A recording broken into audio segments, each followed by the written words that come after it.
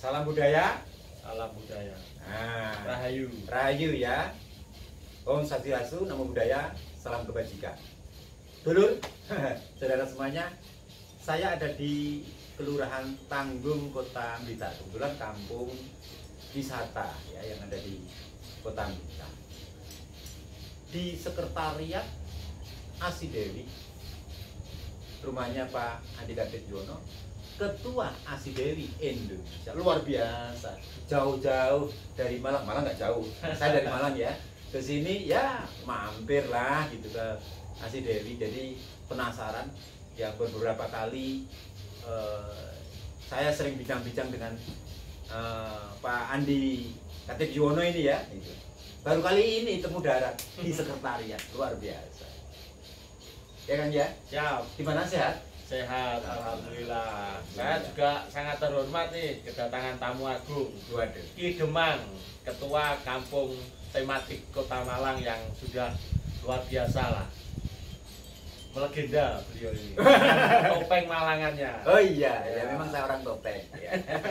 Tapi tidak bertopeng. Tapi hari ini tidak bertopeng. Dan saya lihat di sini ada beberapa topeng ini. Ya. Topeng dongkrek, ono topeng apa ini? Yang Dongkrek juga. ini topeng apa ini? Yang di Dongkrek. samping ini. Dongkrek? Ya, Oh dongkrek. Oh, paling topengnya Mas Andri. Mas Andri dari Dari Sanggar Budaya Sanggar Condro. Budoyo. Madiyo. Luar biasa Mas Andri. Kita sudah sebut ya di sini.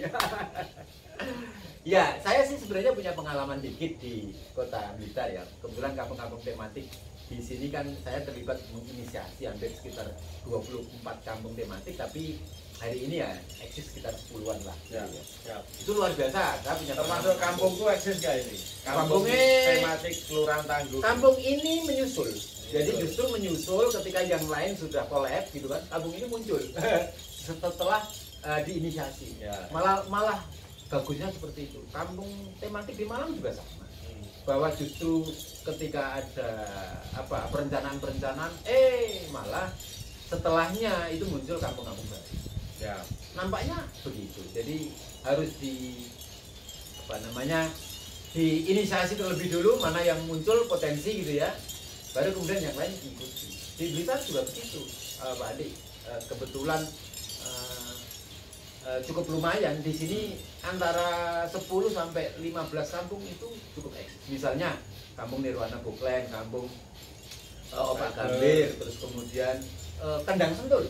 Ya. Nah, Tanggung ini juga Kendang kan? Kendang. Tapi kemudian sudah diambil Sentul sebagai sebuah kampung Kendang namanya. Nah, gitu. Terus kemudian kampung apa tadi? Cyber. Nah, sebagai Pak Eka. Terus kemudian ada juga kampung macam-macam. Ya. Saya cuma punya pengalaman kampung, orang kampungan nih. Di Malang terus kemudian transformasi ke tempat yang lain kampung. Nah, Pak Andi ini kan ahli tentang desa. Desa wisata khususnya. Ya, luar biasa. Cerita sedikit Pak Andi, Ya. pengalaman selama memotivasi, memotori terbentuknya desa wisata di Indonesia. Saya lihat kemarin roadshow di mana itu? Java, Sumatera. Kemarin saya lihat tiba-tiba loncat ke sana ke Sumba, luar biasa, Sulawesi. Ya. Sebenarnya desa wisata itu bagaimana? Ya. Terima kasih Ki Demang Sugeng Rawuh Matur di nuwun. rumah saya. Oke. Ini mungkin saya klarifikasi, ini bukan sekretariat Asi Dewi. Oh iya, rumah. Kebetulan ini rumah. Kalau kantor pusat kami di Surabaya. Oh, kantor pusatnya di Surabaya. Bukan di Jakarta. Kenapa? Ya Asi Dewi lahir di Jawa Timur. Oh, di Leja. Jadi kita tidak mau meninggalkan akar sejarah, kita tetap setia di Jawa Timur. Oh iya. Nah, yang kedua saya klarifikasi, saya bukan ahlinya desa wisata, Pak. Oh, ini Kalau- kabeh kakek klarifikasi ini. Kalau provokasi mengenai desa ya mungkin ya ininya gini. Jadi desa dan kampung ini kan satu keping mata uang yang tidak bisa dipisahkan. Oke. Dengan nilai yang sama, Iya, iya. bolak-balik gremjang. Oh iya, iya. Nah, malam ini luar biasa. Desa kolaborasi dengan kampung dalam rangka membangun Indonesia. Kalau meminjam bahasanya Mas Bambang Irianto dari Glintung, Oh Glintung iya. kan membangun Indonesia dari lorong-lorong Lorong-lorong kampung kampung. dan sudut-sudut desa. Dan Pak Bambang Irianto itu adalah guru kita. Guru kita. Nah, desa memang menarik hari ini ketika Undang-Undang Desa nomor nomor 6 tahun 2014 itu disahkan, desa menjadi rumah yang cukup seksi, di mana desa bisa menentukan masa depannya, desa bisa menjalankan rutinitas hidupnya dengan sangat sangat absolut karena undang-undang itu, dan desa bisa menjadi rumah bagi siapapun yang cukup menjanjikan. Nah, kemudian apa hubungannya desa dengan wisata itu? Artinya wisata ini adalah salah satu cara bentuk inovasi, sama halnya tentang kampung tematik. Sama. Bagaimana desa atau kampung ini bisa setidaknya mempunyai nilai tambah dari masyarakat desa yang selama ini berbasis produksi, ada petani, ada nelayan, ada pekebun, termasuk di desa saya, kampung saya ini pengrajin, dia menghasilkan barang. Nah, pariwisata ini menghasilkan jasa, kita melayani. Nah, bagaimana masyarakat kita dari pelaku produksi mempunyai kemampuan tambahan, yaitu tentang jasa atau melayani atau hospitality. Nah, Asih Dewi hadir di sana. Artinya kita bukan ahlinya tentang desa, bukan, tapi bagaimana desa ini yang sudah luar biasa ini di backup dengan sebuah policy yang sangat legal dan formal, yaitu undang-undang desa. Wisata hadir dalam rangka menerjemahkan keeksotikan desa, keindahan desa, keunikan desa menjadi sesuatu yang mempunyai nilai tambah. Garis bawahnya bahwa wisata sebagai sebuah jasa berkecenderungan memanfaatkan potensi-potensi desa yang ada, ya, untuk kemudian mendatangkan orang berkunjung dan kemudian bisa menjadi tambahan begitu ya. Betul. Buat desa kira-kira gitu ya. Ya, jadi karena desa wisata, desa dan wisata. Desa ya tetap desa, wisata adalah bisnis, jasa gitu. Jasa. Nah, bagaimana masyarakat desa ini bisa menjadi pelaku utama, bukan penonton. Artinya masyarakat itu menjadi subjek utama. Masyarakat sebagai pelaku, masyarakat sebagai penikmat daripada kue pariwisata itu. Nah, inilah ketika kita berbicara desa. Nah, Asih Dewi adalah sebuah instrumen bagaimana kita bisa menerjemahkan itu. Artinya desa yang sudah sangat luar biasa ini, wisata hadir sebagai nilai tambah. Bukan berarti dengan adanya wisata masyarakat akan meninggalkan mata pencaharian yang lama, tidak. Justru mata pencaharian yang lama ini ditingkatkan menjadi sesuatu yang mempunyai value added. Apa? Salah satunya ekonomi. Yang kedua, desa bisa terjaga dengan baik. Artinya apa? Desa dengan segala kearifan lokalnya, ketika kita menawarkan sebuah atraksi yang itu berbasis dari adat istiadat, rutinitas masyarakat yang sangat mencerminkan kegotong royongan, maka ini akan terkonservasi dengan baik. Merupakan sarana edukasi juga bagi siapa? Bagi masyarakat itu sendiri dan juga tamu. Misalkan contoh konkret nih, hari ini Ki Demang dengan kampungnya masih menggunakan udeng. Oh ya. Saya desa, walaupun ini saya Jawa, tapi saya menggunakan udeng Bali. Berarti apa? Ini setidaknya kita melakukan konservasi. Berawal dari hal yang terkecil dari diri kita sendiri, lingkungan kita, dan kemudian kita edukasi kepada tamu yang datang. Oh, ternyata desa ini nggak desani. Kampung ini nggak kampungan. Oh, ternyata desa ini juga bukan sesuatu yang remeh-temeh. Berarti saya garis bawahi ya, berarti desa itu kita bicara soal uniquely.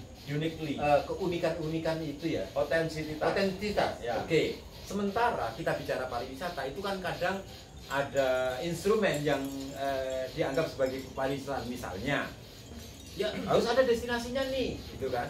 Dan sementara destinasi itu harus memenuhi beberapa persyaratan-persyaratan, misalnya aksesibilitas, amenitas, dan lain sebagainya, kan gitu kan. Nah, terus sementara harus ada industri wisatanya, harus ada promosi, terus kemudian harus ada kelembagaan dan sebagainya. Nah, bagaimana desa-desa wisata yang berkembang sampai saat ini pun juga apakah harus memenuhi syarat-syarat itu? Saya khawatir kalau kemudian semuanya itu harus ada, ini otentisitas, uniquely-nya tidak ada. Ini bagaimana?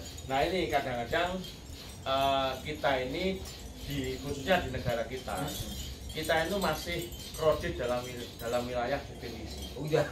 Kita ini dalam mendefinisikan sesuatu itu pasti masih debatable. Nah, artinya gini, desa tetaplah menjadi desa. Dengan kelokalannya, uniqueness-nya, keasliannya gitu kan. Nah, ini menjadi sebuah modal utama. Artinya ketika desa ini menjadi sebuah destinasi gitu, ini sudah memenuhi persyaratan ini disebut sebagai destinasi wisata. Justru destinasinya ya desa itu Ya, sendiri. dan desa itu sendiri. Kalau kita memasarkan ada sesuatu yang artificial atau buatan yang itu bertolak belakang dengan keaslian, keunikan desa, ini akan menjadi masalah. Contoh misalkan. Oh, ini kan sekarang yang sedang berkembang kan gitu. Ya. Orang berlomba-lomba pengen bikin desa wisata, tapi kemudian dengan membuat sesuatu. Betul. Misalnya Ya. kolam renang. Kolam renang di tengah sawah produktif. Jadi kesal produktif. Lah kayak gitu Nah, gimana kira? Nah ya inilah perlunya kita melakukan edukasi bersama-sama. Artinya apa?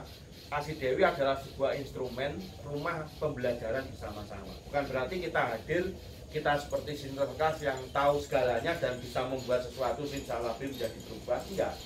Artinya apa? Kami sepakat bahwa desa wisata yaitu sebuah desa yang memang itu masih terjaga dengan baik, asli, lokal, unik, gitu kan, otentik. Ini biarlah itu menjadi sebuah instrumen atau modal utamanya. Misalkan katanya destinasi harus mempunyai 4A misalkan, akses.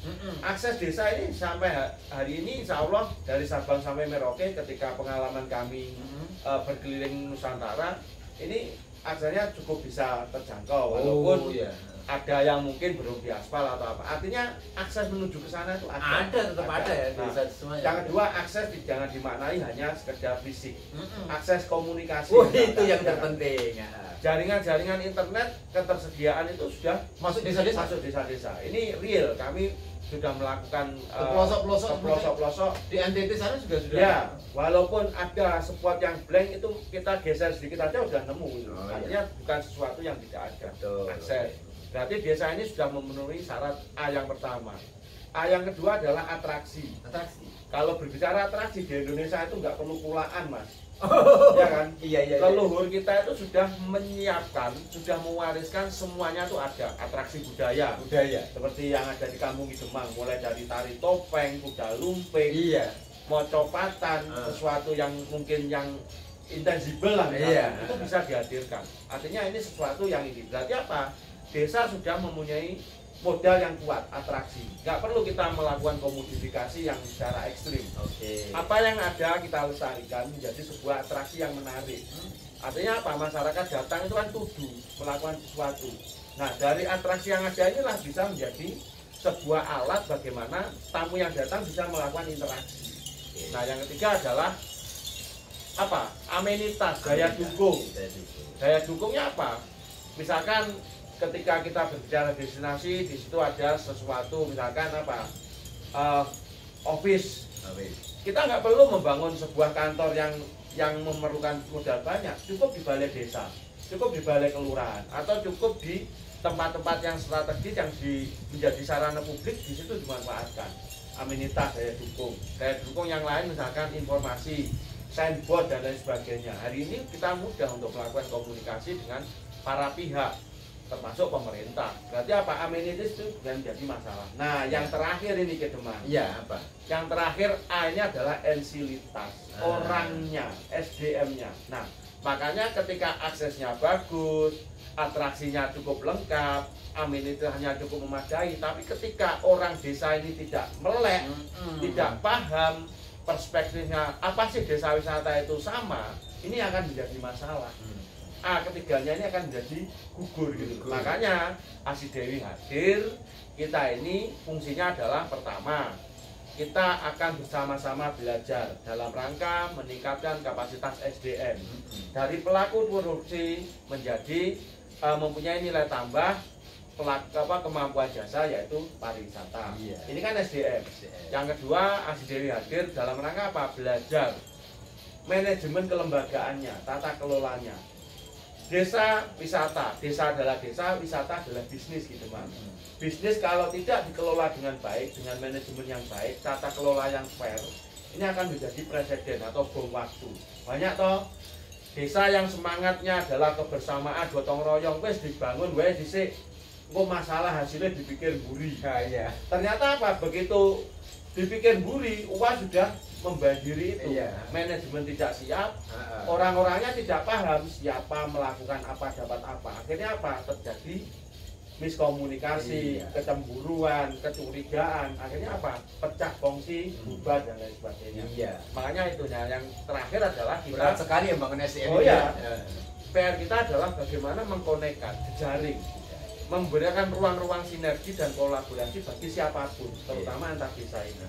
Jadi desa sekali lagi sudah memenuhi syarat untuk menjadi sebuah destinasi tanpa harus melakukan perubahan yang fundamental, tanpa harus mempunyai penyertaan modal yang banyak, Iya. tapi cukup dengan apa yang ada. Yang penting SDM-nya harus sadar SDM-nya dulu. sadar. Makanya ada dulu. namanya Pok Darwis, Kelompok kelompok sadar wisata. Sadar wisata. Bukan kelompok pinter wisata lah.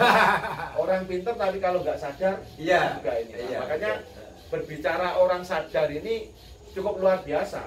Kita tidak boleh menjustifikasi, wah kamu melakukan ini salah, wah kowe iki sopo kok keminter melakukan ini. Enggak. Berarti apa? Kita butuh teman-teman yang sadar itu tadi. Mungkin inilah energi yang perlu kita raih. Nah, Iya. kampung dan desa tentunya mempunyai ruang yang sama, cara yang sama, tapi bagaimana kita bisa mengaktualisasikannya di ruang kita Jadi masing-masing. kira-kira itu Ya. teman-teman kalau mau membuat desa wisata ya silakan, tanpa harus kemudian melakukan perubahan artifisial atau perubahan fundamental, tetapi potensi yang ada dikembangkan, Ya. unikan, ya, terus kemudian otentisitas. Misalnya Tambung itu, desa itu misalnya memang berproduksi pertanian dan dimanfaatkan, berproduksi kerajinan dimanfaatkan, berproduksi apapun dimanfaatkan, itu sebagai nilai tambah, gitu kan gitu, nilai tambah untuk syukur-syukur desa, datang ke desa itu bisa menjadi apa, ruang peran praktek pembelajaran tentang sebuah nilai, tata cara atau perilaku kehidupan masyarakat sehari-hari. Itu kan inti dari sebuah Ya, desa yang betul. sebenarnya dijual itu kan gitu. Jadi berwisata di desa wisata itu beda jauh berwisata di tempat wisata-wisata buatan, gitu ya Pak ya. Kalau wisata buatan kan masuk, bayar tiket, keliling, selesai. Ya. Tapi kalau di desa wisata harus melakukan penggalian pembelajaran seperti itu ternyata. Ya. Ini tadi kata kunci yang tak ambil dari Pak Andi Katib ini, wah luar biasa ini pengembangan desa wisatanya ternyata ini, dan ternyata potensi dari Sabang sampai Merauke ini potensial semuanya ya. Oh, luar biasa. Indonesia berbicara potensi sudah tidak perlu diperdebatkan. Semuanya punya. Artinya potensi itu tidak selalu harus alam. Ya. Potensi itu tidak selalu harus diartikan desa itu punya gunung, punya laut, punya pantai, tidak. Ya. Tapi apa yang ada di masyarakat itu merupakan potensi. Contoh misalkan, banyak juga namanya desa, tapi ternyata dia berada di pinggiran perkotaan. Oke. Atau misalkan contoh di Kota Batu, tapi di tengah kota ada namanya Nama-nama desa. Nah, ini artinya apa? Desa ini adalah ruang yang cukup atraktif, yang bisa dijadikan ruang untuk berkarya dan bisa menjadi ruang untuk edukasi. Desa menjadi ruang atraktif untuk berkarya dan untuk kegiatan edukasi. Ya. Makanya mahasiswa masuk desa, gitu kan? Betul. Dia perlu ke sana untuk belajar tentang kehidupan dan untuk memberikan ide-ide, inspirasi, kreasi-kreasi baru di desa. Gitu kan? Betul. Kaitannya untuk peningkatan desa. Ya. Kan begitu. Bukan membawa budaya baru terus kemudian diperkenalkan di desa dan kemudian malah menggeser, enggak, malah justru potensi yang ada di sana. Nah, sekarang ini kan muncul istilah Merdeka Belajar, potensi Ya. kan? Potensi. Dulu Ya. kita KKN, tapi ya tidak seperti itu, malah peluangnya malah besar sekarang. Ya, pulang sekarang. Jadi sekali lagi desa itu sesuatu ruang yang seksi. Kalau saya mempunyai sebuah sebuah jargon, desa adalah ruang hidup yang menghidupi. Ruang hidup yang Artinya apa? Desa adalah sebuah ekosistem di mana di situ ada kehidupan. Ya. Nah, tidak hanya kehidupan yang hidup, tapi bisa menghidupi bagi siapapun yang ada di situ. Masyarakatnya ketika misalkan ada tamu, pasti kan ada kontribusi secara finansial, ekonomi. Yang kedua, interaksi ini yang menjadi sebuah ruang pembelajaran. Jadi ketika memang berpotensi ada persilangan budaya itu pasti, persilangan cross culture.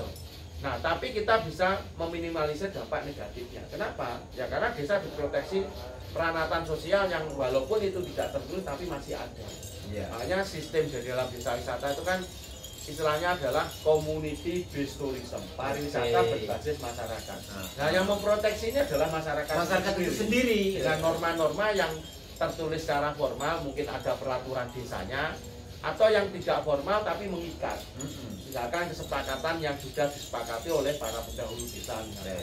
Nah, itu yang masih teruri-uri. Nah, sekali lagi, desa adalah ruang hidup yang menghidupi, baik itu dari sisi finansial, ekonomi, meningkatkan kesejahteraan, tapi juga menghidupkan literasi-literasi yang dulu pernah ada. Dan ini kesempatan untuk apa? Kita edukasikan kembali, minimal untuk kita sendiri dan bagi wisatawan. Nah, sekarang saya tanya nih, pengalaman Pak Andikatif ini selama keliling dari Sabang sampai Merauke ya, itu menemukan desa-desa wisata yang unik, yang kayak apa? Mungkin bisa kasih contoh. Kalau unik, hampir semua desa, 75.000 sekian desa Nah, di mungkin Indonesia, contoh, salah satu ini uniknya ya, di sini. pasti mempunyai keunikan. Contoh misalkan, beberapa kesempatan yang lalu kami berkunjung di situs Kampung Adat Ratenggaru di Sumba Barat Daya. Oke. Ini kampung ini unik di tengah globalisasi yang cukup hiruk pikuk yang luar biasa, gegap gempita gempuran dari dunia luar. Tapi di kampung ini masih tetap melakukan ritus-ritus adat yang sampai hari ini masih dilakukan. Misalkan mereka mempercayai keyakinan Marabu. Ya, mereka masih melakukan norma-norma adat yang itu masih lestari. Nah, justru inilah yang menjadi Ini di pedalaman gunungan atau bagaimana?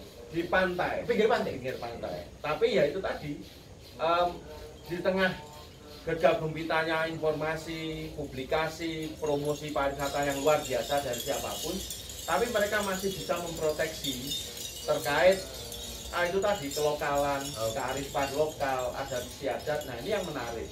Itu di NTT ya? Di NTT. Banyak lagi tempat-tempat yang lain. Kalau Kalimantan? Kalimantan tuh ada di pedalaman, misalkan di Malino Selatan. Dia didiami suku Dayak, kalau nggak salah Kenyat. Kayaknya. Dia perbatasan dengan Malaysia. Nah, ini sampai hari ini masih terkonservasi dengan baik. Mereka masih melakukan adat yang itu memang menjadi sebuah ritus keseharian, sebuah keharusan bahkan kewajiban. Iya. Nah, ketika tamu yang datang, mereka yang kesulitan untuk mengintervensi karena adatnya semakin sangat kuat. Nah, didatangi orang malah tambah dikuatin. Ya, justru ini. Nah, ini kalau dilakukan oleh desa-desa seluruh Indonesia, artinya ini menjadi sebuah kekuatan yang luar biasa. Tahun 2018, Asi Dewi pernah menulis buku judulnya Desa Wisata Benteng NKRI. Oke. Dari spirit kearifan lokal menuju desa wisata hebat bangsa bermartabat. Artinya apa? Berbicara desa wisata bagi Asi Dewi itu tidak hanya sekedar berbicara turisme ansih, bagaimana mendatangkan sebanyak mungkin orang ke desa artinya tamu, tapi ini adalah ruang kerja-kerja ideologi. Kenapa? Desa adalah benteng NKRI. Ketika desa itu bisa memproteksi dengan kearifan lokalnya, adat budayanya, dan itu dilakukan secara masif, secara nasional gitu, Indonesia akan kuat dengan sendirinya. Makanya akan menjadi bangsa yang bermartabat. Luar biasa ya bukunya, Ya. berjudul Desa Wisata Benteng NKRI dari Spirit. Ini ada bukunya ada? Ada. Nanti Oh, gitu ya. Mas saya kasih hadiah. Oke, siap. Ya. Ini saya perlu baca bukunya dan perlu kiranya bahwa teman-teman para pegiat desa wisata, pegiat kampung-kampung dan lain sebagainya perlu juga gitu ya. Apa namanya? Dicatat. Jadi dicatat mengenai pengalaman-pengalaman selama ini gitu ya, dalam melakukan pembinaan, pendampingan, pemberdayaan dan lain sebagainya itu dicatat. Dan ternyata ide-ide yang dituangkan di situ akan menjadi inspirasi bagi yang lain. Jadi saya jadi pengen nulis Ya. nih. Saya ini kan repot nih, kadang terlalu banyak kegiatan di luar tapi lupa menulis. Wah, ini luar biasa. Pak Andikatif ini sudah menjadi contoh yang relatif sempurna lah. Jadi keliling melakukan pendampingan, melakukan pengorganisasian, itu kan terus lebih tepatnya ya memprovokasi. Provokasi. Memprovokasi orang-orang desa. Tapi perjalanannya ini dicatat. Jadi mudah-mudahan nanti segera ini saya bisa tunjukkan itu buku ya. Mudah-mudahan seperti itu. Nah, tadi udah diambil. Oh, sedang diambil, oke. Nah, kira-kira begitu. Nah, sekarang saya mau tanya, susah susahnya gimana kok? Tadi kok nampaknya kok Iya. gampang-gampang saja. Susahnya itu gimana? Susah senang siang malam itu kan sesuatu realitas. Oke, ya. Susah dan senang itu kalau saya memaknai perbedaan yang sangat tipis. Tergantung kita memaknainya dari apa. Nah, kalau susah ya pasti ada susahnya. Tapi kalau kita datang dengan senang ya, susahnya akan menjadi senang. Jadi